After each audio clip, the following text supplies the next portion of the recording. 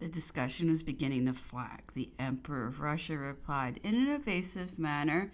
When a message was brought to him from his private apartments that his presence was required on a matter of immediate importance, he withdrew and returned again in a few moments to the apartment where the marshals had remained waiting for him. He addressed them in these words: "Gentlemen, persuaded as I was by your observations and feeling desirous of giving a special mark of my esteem to the French army, which you represent in this place, I was on the point of yielding to your entreaties and of acknowledging the form of government which it is your wish to obtain. But that very army which you describe to be unanimous in its sentiments proves itself to be in direct opposition with what you announced to me, since it is actually divided in opinion. I have this moment been informed that the corps of the Duke of Ragusa has reached Versailles this very morning and arranged itself under the banners of the Duc d'Angoulême in order to remove all farther resolution on the part of those troops which might feel disposed to imitate the example of this corps. I throw all my power and that of my allies on that side of the scales." This declaration was a direct reply to whatever objections might have been raised. The marshals darted a glance of contempt at Marmont, who was present at the meeting. He was struck with shame at hearing the expressions of the Emperor of Russia and said, "I would readily sacrifice an arm to avert this event." "In arms, sir," replied MacDonald. "Rather say your existence." In a moment all was terminated.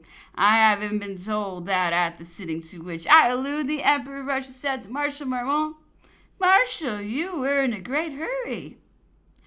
I have already observed that this prince had allowed himself to be forced into an engagement never more to treat with the emperor or with any member of his family. His declaration was a bad beginning. Marmont's defection completed the work. Talleyrand, who had so shamefully planned the disgrace of the marshal, took every care to circulate the fact of his defection. He caused it to be placarded in every direction, was wholly engaged in endeavoring to cull the fruits of it. He laid hold of everything that was calculated to persuade the multitude that he alone was the pivot upon which the revolution was working its way. Ever since the Emperor Alexander's arrival in Paris, M. de Talleyrand's saloon had been constantly filled with those who came to ascertain what turn affairs were likely to take. The fate of France was no sooner decided than Mr. Archambault de Périgord, M. de Talleyrand's brother, M. Soussanet de la Rochefoucauld, and a few more individuals put large white cockades to their hats and rode in all directions through the streets for the purpose of announcing what had just taken place and of reviving the hopes of their party. Although the National Guard at Paris were in expectation of a change of government, they were at a loss to account for what was taking place. And I was told by an officer of that corps who commanded at the post which is stationed at the angle of the Rue de Marigny and the Rue de Faubourg-Saint-Honoré that he was on the point of ordering his men to fire when Mr. de Périgord came with his white cockade to harangue the people of that district of Paris. The public mind was far from being prepared for the events to which all were witnesses, and M. Archambault was indebted for his life to the casual circumstance of his having been recognized by the commanding officer. M. de Talleyrand neglected no means of giving circulation to the news of Marmont's defection. He spared none of his dependents. The more persons he could employ in the task, the more firmly he established the opinion that the return of the Bourbons was his own work, and the object he all along had in view. His name possessed no doubt very great weight, but was insufficient for sanctioning a revolution which struck at so many interests and recollections. He was sensible of the fact and endeavored to supply this defect. All the senators received an invitation to dine with the Emperor Alexander and took special care to attend. The dinner passed off in conversations on ordinary topics. Nothing had as yet been discussed when champagne was served up.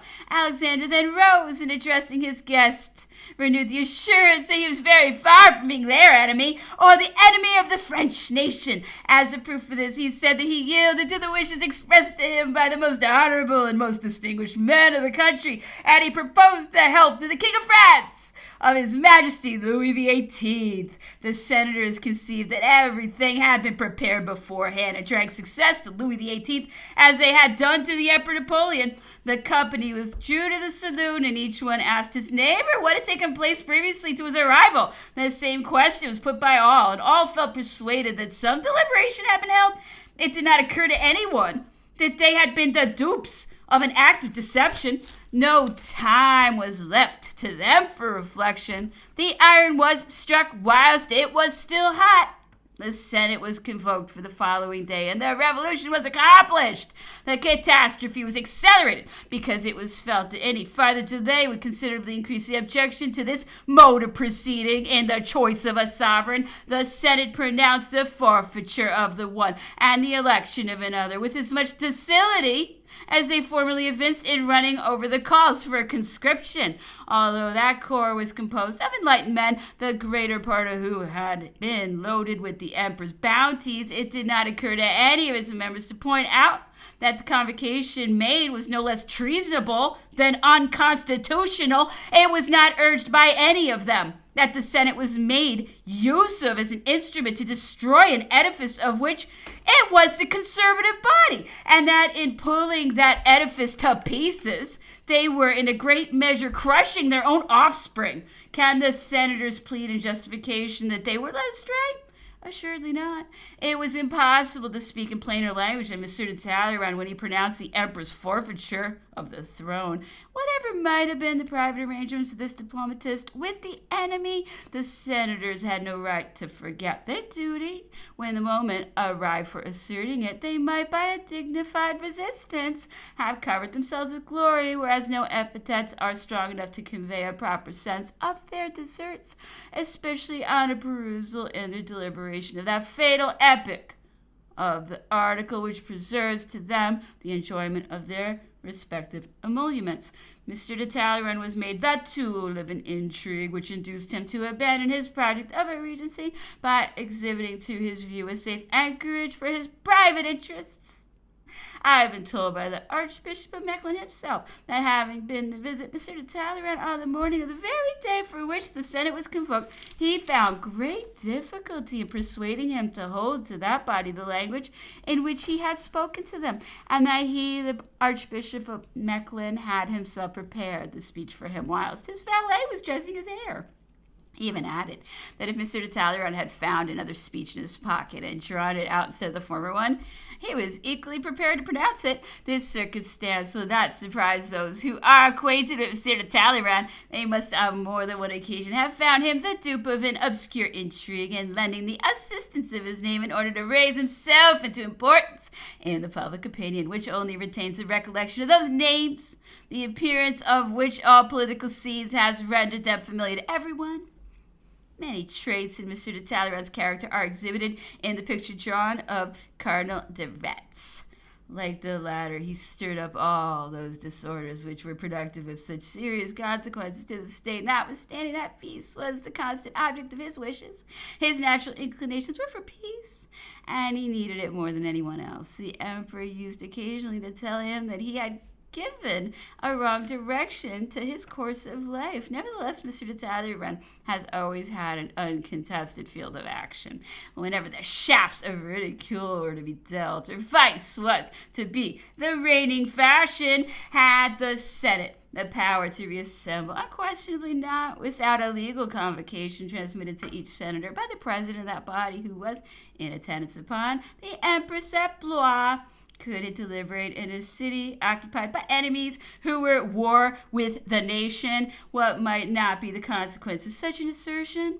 Could it take away a power which did not emanate from itself? Did the emperor owe his election to the Senate? According to the constitutions of the empire, was the supreme power conferred by the Senate?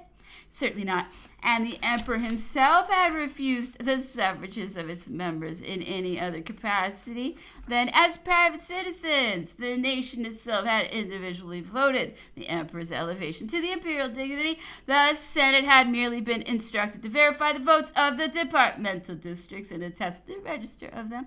That is to say, to certify the numbers who voted in the affirmative and those who were of an opposite opinion. It could not therefore interfere in a proposal which it was foreign from its competency to discuss and still less to take the lead in a question wholly unconnected with its functions. It must be acknowledged that General Mallet, in his attempt of the 23rd of October, 1812, had formed as correct an estimate as Monsieur de Talleyrand himself of the assistance that might be derived from the Senate, and Louis XVIII, by dismissing that body, has done it the justice to which it was so fully entitled, whatever may have been its claims to the gratitude of that prince. It would in fact have been the height of impolicy to maintain an institution which it had just set so deplorable an example of disobedience. After these deliberations of the Senate, the provisional government drew up a duplicate of the act, which was transmitted to the king in London by a general officer. A courier was also dispatched to the Comte d'Artois, who is still at Vesoul,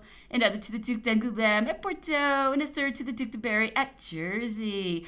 The walls of Paris were covered with every species of publications. It thenceforward became the object of everyone to conciliate the favor of the new sovereign. Couriers were sent off to the armies of the south, to the large towns, to the fortresses, which had remained blockaded ever since the invasion of our territory. I shall have to return to these details, but I must first relate the circumstances attending the defection of Marmont's army, which furnished a pretense to the Emperor of Russia for the resolution he adopted, or placed him under the necessity of adopting it, if he had not actually made up his mind previously to the occurrence in question. Chapter 9. After the departure of the marshals from Fontainebleau for Paris in their character as commissioners, the emperor found himself isolated and a prey to the most intense uneasiness. He found no resource in the Prince of Neuchâtel, excepting in matters of military administration. He sent for Marshal Marmont under the impression of his being at his headquarters at his son, and not supposing that he had accompanied the other marshals to Paris.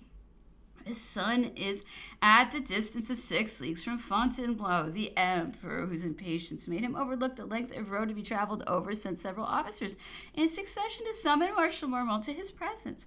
The arrival of the son of 3 officers who followed each other at short intervals of time greatly alarmed General Souham, who imagined that the treachery in which he had participated was discovered and that he was on the point of being arrested. He was at a loss to explain the absence of the marshal, and still more to assign any motives for his journey to Paris. He called together the general officers of that army to whom Marmont had confided his intentions, communicated the apprehensions created upon his mind by the successive arrival of the officers coming from Fontainebleau, and did not disguise from them his fears that everything was discovered. They accordingly deliberated respecting the measures to be adopted, and saw no safer course for them than to break up immediately with the whole corps of troops.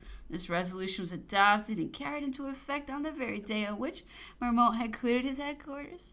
Such a marshal had scarcely reached his hotel in Paris when the army was breaking up from his son. General Souham ordered his troops under arms in the nighttime, and they commenced to march towards Paris under the impression that the movement was one of a general nature. The whole army followed them. As that corps formed the advance guard, it was wholly unacquainted with what was occurring in its rear. The generals were at the head of their respective columns. Precautions had been taken in order that their falling in at the enemy's advanced post should not be productive of any difficulty until the whole column should have reached the territory occupied by the Russian army. This was the plain between the post station of the Cour de France and the post station of Villejuif on the road from Fontainebleau to Paris. The Russian army was placed under arms and sent to the rear of General Souham's column in a strong body of cavalry, which immediately deployed and took up a position in order to prevent the retreat of those unfortunate troops who were beginning to suspect the treachery of their generals. What resource was left to them to escape from the snare into which they had been led by those whom they had merely obeyed from a sense of duty? They were on the point of tearing them to pieces, and the generals only saved themselves by means of the precautions they had previously adopted. The pages of history exhibit no other example of such an act, but the emperor's enemies seemed to make it their study to wound him in his dearest affections. They had secured the services of Marmont, one of his first pupils in war, whom he had formed under his own eye and loaded with his favors. Marmont had fought in the campaign of Italy, and in every succeeding one the emperor had brought him forward as entitled to the confidence of the army because he possessed his own confidence, although fortune had neither crowned his talents nor his courage.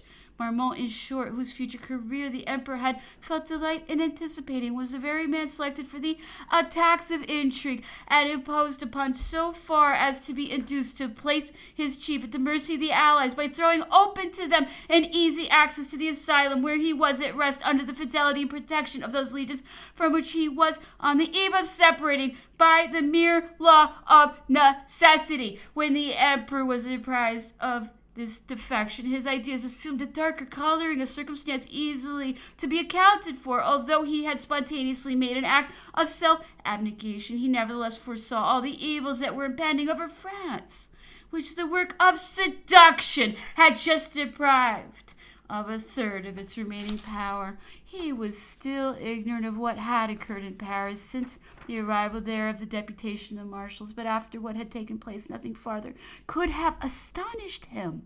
Nevertheless, he had yet considerable resources at his command. He might retreat to the Loire, call to his assistance the troops under Marshal Soult and Suchet, which were stationed in Lower Languedoc, as well as the corps of Marshal Augereau.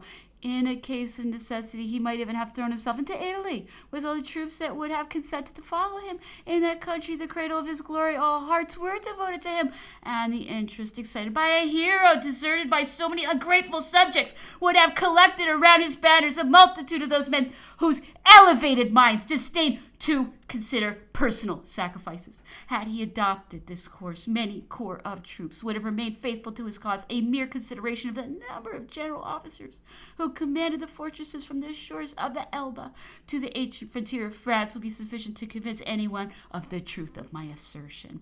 This idea occurred to the emperor, but he was dissuaded from adopting it by the reflection that it would thereby become instrumental in rekindling a civil war, the extinction of which throughout France had been one of the first benefits conferred by his government, and that in the event of success he would have the painful duty to perform of spurning some for their ingratitude and punishing others for their guilt.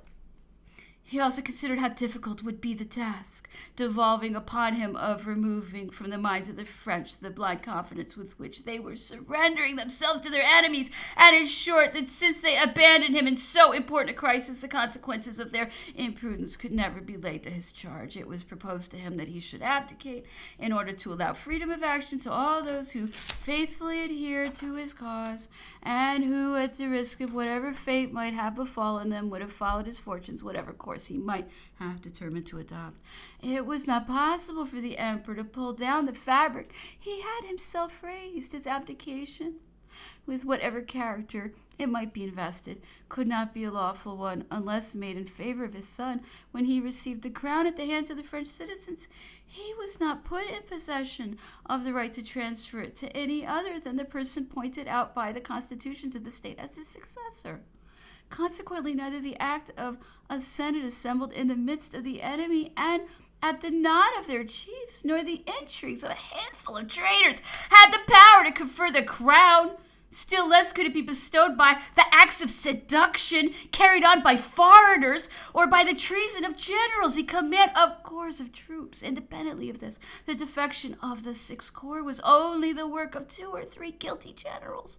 The troops constituting the strength upon which the greatest dependence was laid were strangers to this iniquitous proceeding. They had been imposed upon when they discovered the treachery of their chiefs. Both officers and soldiers were much more disposed to shoot them than to obey their orders. The rights of the emperor's successor were established and wholly independent of Napoleon's own will.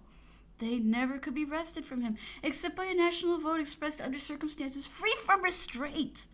If it was with the view of avoiding a revolution in France that the enemy afforded their support to the machinations of a few wretches, they could not have adopted sure means of preparing the materials for a second revolution. They insisted that they only waged war against the emperor, and that they entertained no enmity towards France or the French people. It is possible, however difficult, to conceive that a nation should be reduced to the painful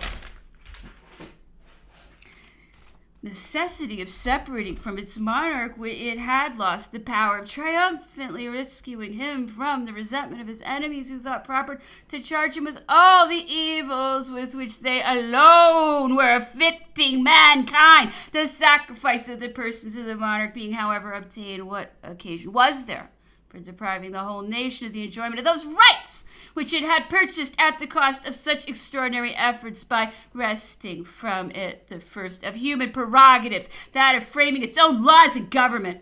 Would then nations who have robbed us of the benefit of those laws and trampled upon our Constitution suffer the infliction of such an insult upon their own? The English, who have so largely contributed to our misfortunes and have displayed the most anxiety to destroy us and to contest our political rights, are of all people in the world the most attached to the statutes of which they have obtained the acquisition at the cost of revolutions of a far more sanguinary character than ours. I am compelled against my will to travel out of my subject. Another reflection, however, and I have done. The English, after one of their revolutions which had driven their lawful king to fly for safety to France, called a prince to the house of Brunswick to the throne of England, and did not wait for the extinction of the fugitive family before they acknowledged that prince or established his legitimacy. The powers of Europe have assuredly acknowledged the choice made by the English nation of a prince of the house of Brunswick, and not one of those powers ever dreamed of compelling England to take back the Stuarts, with the single exception of France, who afforded an inconsiderable assistance to the fugitive monarch. It was therefore by the will of the people that the House of Brunswick was put in possession of the throne of England, to which no pretenders exist at the present day, the family of the Stuarts now being extinct. The chief of that branch which was called to the throne is unquestionably the lawful monarch of the English nation. We have lately beheld the marriage of the princess, heiress to the British throne, with the prince of the house of Coburg. The children that may be born of this marriage will unquestionably be no more than princes or princesses of Coburg. The Princess Charlotte will be queen, but will the throne be filled after her by princes of the house of Brunswick or by princes of Coburg? This question will certainly not occasion any difficulty. The throne of England will therefore be transferred to the family of Coburg. Nevertheless, the family of Brunswick is the only legitimate one. Why should the crown be handed over to the family of Coburg? Because it is so determined by the English Constitution. By whom but the people was that Constitution established? Nations have therefore the right to create their own laws and monarchs. What would the English say if the French or any other nation were to address this language to them? Although the Prince of Coburg be the sovereign pointed out by your Constitution, nevertheless, we insist on your retaining such a prince of the family of Brunswick, who are your lawful sovereigns. They would unquestionably fight for their rights, without considering themselves as rebels, brigands, etc. Why should not the French enjoy the same privilege in favor of an established order of things? To compel them to renounce it is to offer violence to their feelings and to overlook those rights which others would be so ready to protect in their own cause. The rights of the emperor's son were not deficient in solidity. They were incontestable. But those rights were deserted by friends who should have sacrificed their lives in asserting them. This was an irreparable error, and the intriguers of that period have totally failed in the attempt to acquit themselves of their neglect by asserting that Austria had not voted for a regency. Could it be expected that the Emperor of Austria would suddenly point his bayonets at his allies when he saw that the public mind did not evince sufficient steadiness of purpose to repel with energy the influence of those who felt no interest in maintaining the order of things established in France at the cost of so many efforts, and who had, on the contrary, a very powerful interest in, again, creating disunion amongst us, in consequence to their having followed the impulse given by the agitators of public tranquility? A sentiment of indifference was created in that monarch, who could not feel otherwise than dissatisfied, on the one hand, at the state of desertion in which the empress was left, and on the other at the inattention paid to the object of securing his alliance, which was nevertheless to become the guarantee of a system already acknowledged and forming the bond of union of so many existing interests. Common sense must have suggested that those considerations which had impressed the emperor with the necessity of an alliance contracted in the days of his power were of far greater importance with respect to his son than that those individuals who pretended that he should be set aside ought to be looked upon with a suspicious eye. It was consonant with true wisdom that France, in order to save her independence, should place herself under the protection of her natural guardian, and who could be no other on this occasion than the father of her empress. Let us suppose that instead of being overthrown by the acts of a coalition, the emperor had been killed in battle. would the state have been disturbed, and at the same time a monarch have been demanded of the sovereigns possessing the requisites pointed out by our constitutions. In such an emergency, those constitutions assign the supreme power to the regent until her son had attained his majority. Had this princess been invested with the public authority, would any surprise have been felt at her aiding herself in her external policy by the counsels of her father? Assuredly not, and this was the union of powers which the enemies of France were bent upon opposing. Can it be believed then that if the national will had been opposing, they would have declared in favor of the empress, the coalition would have dared to dethrone her in the presence of her own father? Impossible, because it isn't safe to contend against the soundness of a principle which interests in an equal degree the dignity of two nations. The edifice would then have been saved from destruction. That state of supremacy, which was irksome to Europe, would have been lost, but the social order would not have been shaken in France, and no sign would have been discovered of that abject condition into which she has fallen. As soon as Austria beheld that the nation kept aloof from her, it behooved her to become at least indifferent to what might happen to France, and in common with our other enemies to take back with an unsparing hand what she had previously lost. She had no other means left to her of keeping pace with the extension of power which the others were acquiring. It would be a mistaken notion to suppose that Austria will ever meddle in the affairs of France at the risk of rekindling a war in Europe. She is far too cautious and prudent to adopt such a course, and has acquired a sad experience of the fact that a war often leads beyond the mark originally aimed at. France has missed the opportunity of binding her destinies to those of Austria. Which country will find it much easier to accomplish the ruin of France than the latter to avert it? Time will show whether everything had not been settled beforehand between the Austrian and Russian empires. If this should turn out to be the case, Russia must have deceived her ally, for it is impossible to believe that the Austrian minister should have become accessible to the influence of private passions and have sacrificed to them the policy of his country by destroying a power equally interested with Austria and watching the future proceedings of the Russians. No one was better acquainted than M. de Talleyrand with the extent of the danger that threatened the empire. There is no doubt that if he had at this crisis been the minister of the regency, he would have carefully avoided the course into which he led all parts in order to create a position of a personal nature to himself on the return of a system which but a few days before appeared to the eyes of all, and to him in particular, like an abyss of which none could measure the depth. He aimed at obtaining forgiveness for his former conduct, redoubled his efforts accordingly, and was not arrested by any difficulty that he met in his way. It is quite clear that everyone was sacrificed to M. de Talleyrand's temporary interest. He trembled on the one hand at the possibility of his disappearing from the political scene on the return of the regency and of being exposed to the dangers of penury. On the other hand, he dreaded to see France under the influence of Austria, and himself, therefore, in a rank inferior to that of M. de Metternich, against whom he entertained a feeling of personal animosity. M. de Metternich really fancies himself a great personage, were his expressions to me at that period. Such was the nature of those vile passions which threw us into the arms of the Russians, who handed us over to the English. We must look to a much earlier source for the cause of our political destruction, which is altogether unconnected with the Emperor Napoleon, who was made the pretext for accomplishing it. Ever since the days of Peter the Great, Russia has been extending her power with rapid strides over Europe, which, being wearied by lengthening wars at the epoch of that prince's appearance, committed the egregious error of allowing him to destroy the power of Sweden.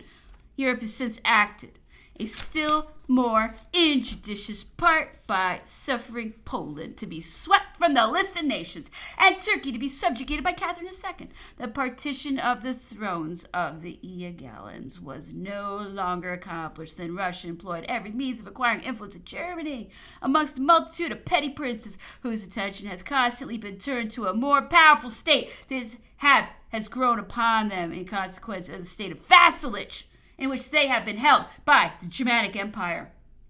Russia was favored by England, who was augmenting her strength in the same ratio in which that of France was diminishing, and who at that period had very little to apprehend from the extension of Russia, a country standing in absolute need of the produce of British commerce. Her policy was wholly turned towards France and America, whose successes were beginning to alarm the mother country. England failed to perceive that those successes would be so great at a future day that if Russia were to join the cause of America, both countries united would be adequate to the attempt of oppressing the rest of Europe. France, on the contrary, has a vital interest in driving out of Germany the influence which Russia pretends to exercise in that country, and must in so far harmonize with the wishes of Austria. Ever since 1798, Russia under Paul I felt a natural desire to meddle with and claim a share of the coalition of Austria against France. If her efforts have been purchased at a dear price, she has set a high value upon her services, considering the rapid strides she has made and the point she has now reached. Is there any state of Germany that has not paid more dearly for the liberty which it has yet to receive than for the aggrandizements it had acquired by remaining faithful to its alliance with France? Russia has played the sure game, as she is only compelled to defend a frontier, is now called upon to protect its rear, and has under her sway an immense population, one half of which was in direct hostility to her.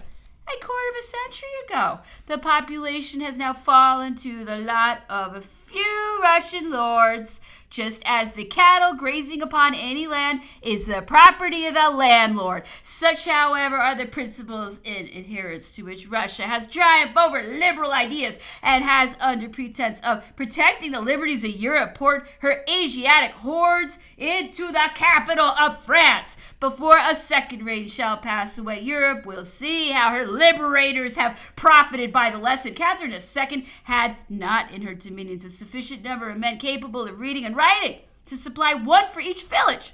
At the present day, the daughters of Cossacks are acquainted with music. Perfumes form a part of their toilette. The plunder of the neighborhood of Paris has been carried into the heart of Tartary. The Emperor Napoleon did not stand alone. The whole of France joined him in the attempt to arrest the projects of Russia upon Germany, which the Russians contemplated to involve in utter ruin. They aimed at crushing the only rival with which they had been taught to dread. We shall now see what will check their career. And to speak in plain language, we must acknowledge that the Emperor of Russia has only acted for the advantage of intriguers and of his own people, deceived by a few political breaknecks who had formed a group around him. He flattered himself that he might add the part of a legislator and of a founder of governments to that of a conqueror. In disturbing the repose of France, he has done no more than compromise the safety of Europe. It may easily be conceived that M. de Talleyrand and the agitators who followed his banner should have seen and desired nothing more than a temporary interest and a better personal position, but that the chief of the coalition, who could settle the destinies of the continent upon a firm basis, fix the mutual relations of the various states composing it, and secure 2 centuries of peace to the world, should have renounced such an exalted glory in order to make himself the leader of a party and to gratify a low revenge, is altogether inconceivable. To what mental aberration are we to ascribe the circumstance that a man who might have gathered the blessings of so many nations should have courted their hatred? We must suppose he was indifferent to it. Nevertheless, he must have discovered that the most powerful princes fall victims in the long run to the prick of a mere pin. He had seen the proof of this in Russia as well as in France. It appears, however, that he soon discovered his mistake, since he spread the report that he had been compelled to act in a manner contrary to his intentions. This was also the burden of the song of M. de Talleyrand. So appalling appeared to each his own work, so reluctant were they to incur the responsibility of their respective acts. I saw M. de Talleyrand on my return from Blois. I was still at liberty at that period to converse with him on public matters, and I expressed my surprise at the course he had adopted. He repelled my suspicions with the utmost warmth. He insisted upon his having strongly urged the plan of a regency, but Alexander had irrevocably decided and had required the recall of the Bourbons. The prince considered their return as the completion of his own glory, and that of the allies who had so long fought to replace them on the throne. Nothing could induce him to alter his determination. Such was M. de Talleyrand's language to me. The act was therefore of a compulsory nature.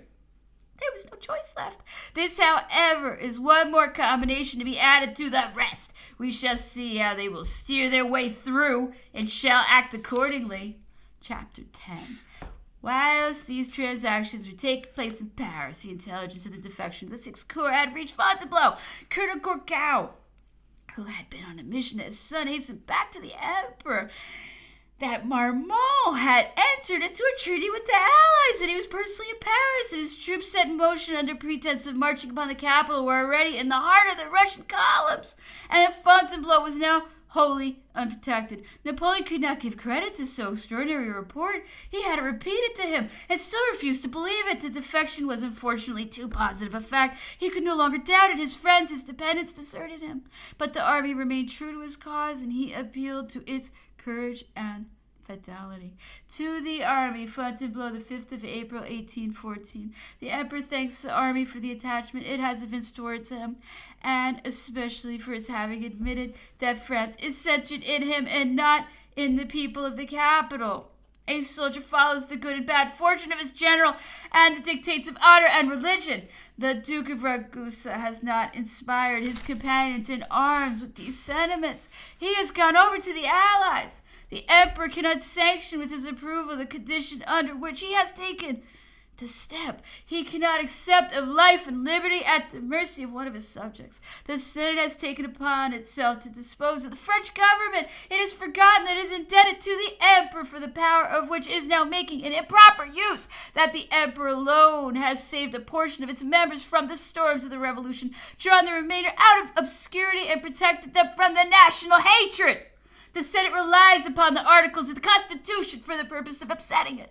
It does not blush with shame at directing its reproaches against the Emperor, without considering that as the first body of the state it has taken part in every event. That body has gone to such lengths as to presume to accuse the Emperor of altering the acts in the course of their being published. It is well known to the whole world that he had no need of descending to such low artifices. A mere nod was tantamount to an order for the Senate, which always went beyond what it was demanded of it. The Emperor has always been accessible to the remonstrances of his ministers, and he expected from them, in the present circumstances, the most unqualified justification of all the measures he had adopted. If the language of the public addresses had been one of pure enthusiasm, in that case the Emperor has been deceived. But those who have held such a language have only themselves to blame for the consequences of their flattery.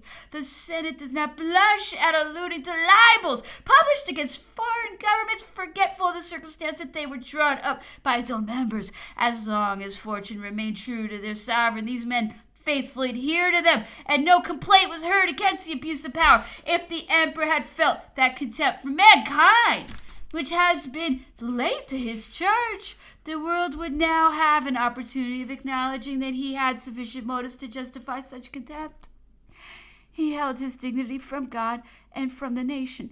They alone could deprive him of it. He has always considered that dignity as a burden, and he only accepted it under the conviction that he was alone calculated to bear its weight. The happiness of France appeared to center in the Emperor's destiny. Now that fortune has declared against him, the national will could alone succeed in persuading him to remain any longer on the throne. If he is to consider himself as the only obstacle in the way, he is ready to make the greatest of sacrifices to the welfare of France. He has accordingly sent to the Prince of Moscow and the Dukes of Vicenza and Tarentum to Paris for the purpose of opening a negotiation. The army may rest well assured that the Emperor's happiness will never be set up in opposition to the happiness of France.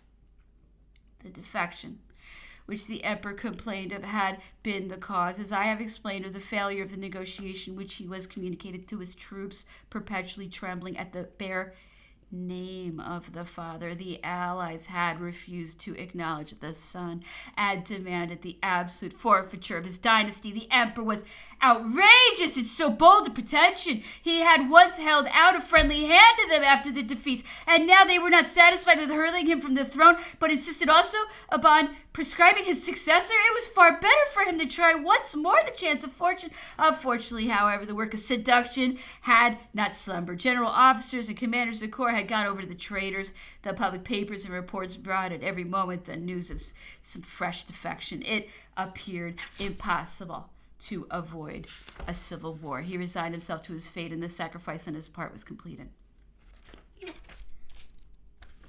The Treaty of Fontainebleau, Article 1. His Majesty the Emperor Napoleon renounces for himself and his successors and descendants, as well as for each member of his family, all right of sovereignty and dominion over the French Empire, the Kingdom of Italy, or any other country.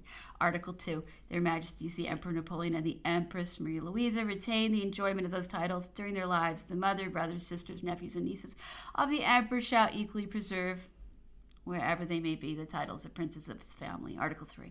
The island of Elba, selected by the Emperor Napoleon for his palace of residence, shall form during his life a distinct principality to be possessed by him in a full sovereignty and right of ownership. There shall besides be granted to the Emperor Napoleon an annual income of 2 millions of francs in inscriptions upon the Great Book of France, of which 1 million shall refer to the Empress. Article 4. All the powers engaged to exert their good offices in order that the Barbary states may respect the flag and territory of the island of Elba, and that it may be placed on the same footing as France in her intercourse with the Barbary states. Article 5. The duchies of Parma, Plasencia, and Guastella shall be given in full sovereignty and full property to Her Majesty the Empress Maria Louisa. They shall afterwards pass to her son and his descendants in a direct line. The prince, her son, shall from this moment assume the title of Prince of Parma, Plasencia, and Guastella. Article 6. There shall be placed in reserve certain domains in the countries which the Emperor Napoleon renounces for himself and his family, or rents shall be, I don't know. The enemy had entered Paris on the 30th of March. We now had reached the 8th of April. This short space of time. Signed in the Great Book of France. All right. I'm a little messed up. Had sufficed for the utterly destroying the fruit of a series of labors so honorable to Frenchmen. The facts I have just related are not laid down in the order of their occurrence. Nevertheless, their accuracy is unquestionable. I have ascertained the fact by means of the information which I still had at command during the first weeks after my return. The sacrifice being accomplished, the negotiation was soon concluded. The only question was to regulate individual interests. The Allies threw no difficulties in the way.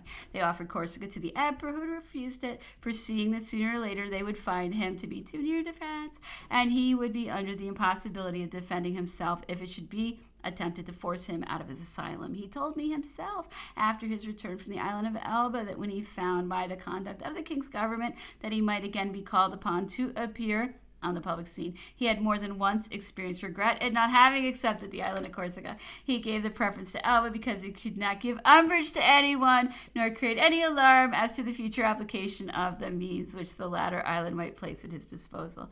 He felt no difficulty in obtaining this trifling remnant of the power thus wrested from him. It was agreed that France should supply him with an annual subsidy of 2 millions of francs, and that he should be at liberty to take with him 1,200 men drawn from amongst such of his former soldiers as might volunteer to accompany him. Pecuniary indemnities were also stipulated in favor of the members of his family. However painful was his position, he neither forgot his servants nor his friends.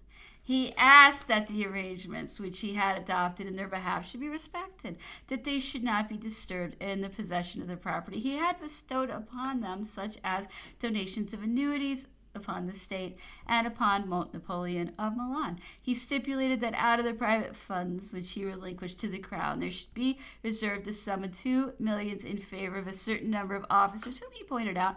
Everything was granted to him which he applied for. The allied sovereigns acknowledged and guaranteed all the transactions entered into with him, but they carried none, or very few, into effect.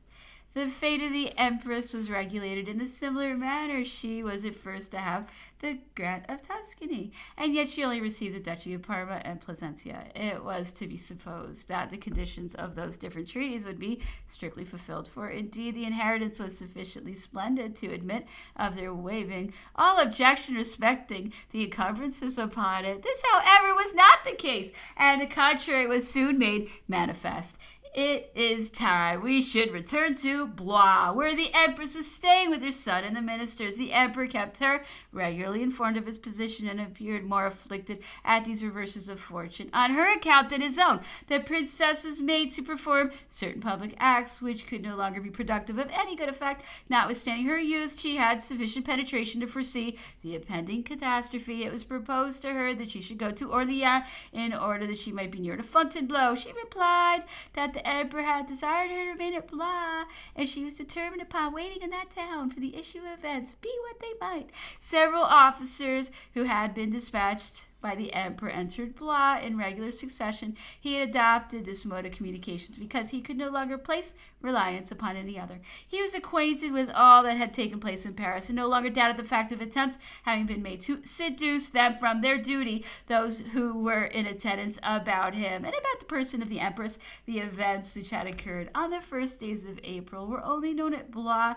in consequence of the order given to the director of the post office at Orleans not to allow any post office conveyance to pass through on its way from Paris without first sending it to Blois. One of these conveyances soon made its appearance, and a knowledge was thereby acquired of all that had taken place in the capital. The dispatches which it carried were stopped, and as similar measures had been adopted on the roads to Brittany and the Marne, the circulation of the unfavorable news was suspended for some days. The empress had fallen a prey to the deepest anxiety. During the week of her stay at Blois, her face was constantly bathed in tears. She had formed a very different idea of Frenchmen from that which their present conduct justified. The malice of those who compelled her to descend from the throne has imputed her for want of energy a part of the misfortunes which befell us, and yet no blame can properly attach to her. If instead of being less than 22 years of age, the empress had reached that period of existence at which experience brings a firmness of character along with it and allows a woman to surround herself with men entitled to her confidence and to listen to their counsels, the events would probably have taken a different turn. But she was not so situated. The emperor had appointed the persons who surrounded her, and she set the example of submission to his will in private as well as in public. She never relaxed from that rigid observance of the laws of propriety which were imposed upon her youth and which forbade all kinds of private conversation with anyone excepting those who had been named as her counselors. I had many times the honor of seeing her during those painful moments and had an opportunity of satisfying myself of her unvaried attachment to the emperor. Those who were of opinion that I should remain in Paris, said the empress one day to me, were quite right. The soldiers of my father would not perhaps have driven me out of it. What am I to think of his allowing such indignities to be offered to me? She was in this state of anxiety when she learned the fatal determination brought on by the intrigues of the capital. She received this intelligence from Colonel Galbois, that gallant officer, having been dispatched from Fontainebleau on the 6th of April, had great difficulty in avoiding the troops of the Allies which intercepted the road to Blois. The account of his mission was given by himself. We will quote in his own words. I reached Blois at an early hour on the following morning, on the 7th of April. The empress immediately admitted me to an audience. She was greatly surprised at the emperor's abdication. She could not believe it was possible that the Allies should contemplate to dethrone the Emperor Napoleon. My father, she said, would not allow it. He repeated to me over and over again, when he placed me on the French throne, that he would always maintain me in that station, and my father is rigidly true to his word. The empress desired to be left alone in order that she might meditate on the emperor's letter. I afterwards saw the king of Spain and the king of Westphalia. Joseph was in deep affliction, and Jerome was loud in his complaints against Napoleon. Maria Louisa sent for me. Her Majesty was in a state of great excitement and announced to me her intention of proceeding to join the Emperor. I observed to her that this was impossible. Her Majesty then said to me with warmth, "Why so, Colonel? You are about to join him yourself. My proper place is near the Emperor, at a moment when he must be so truly unhappy. I insist upon going to him, and I shall deem myself well off anywhere, provided I be in his company." I represented to the Empress that I had found great difficulty in coming as far as Blois, and should have to encounter much greater ones in going back to the Emperor. Nothing, in fact, could be more perilous than such a journey. The Empress yielded with the utmost reluctance. At last she determined upon writing a letter. I succeeded in overtaking the Emperor. He read Maria Louisa's letter with the utmost eagerness, and appeared greatly afflicted at the kind interest which she took in his fate. The Empress spoke of the possibility of collecting an army of 150,000 men. The Emperor read that passage of the letter in a loud voice and addressed to me in these remarkable words. Doubtless I might still hold out another campaign and offer a successful resistance, but I should be kindling a civil war in France, and I will not do so. Besides which, I have signed my abdication, and I will not recall what I have done.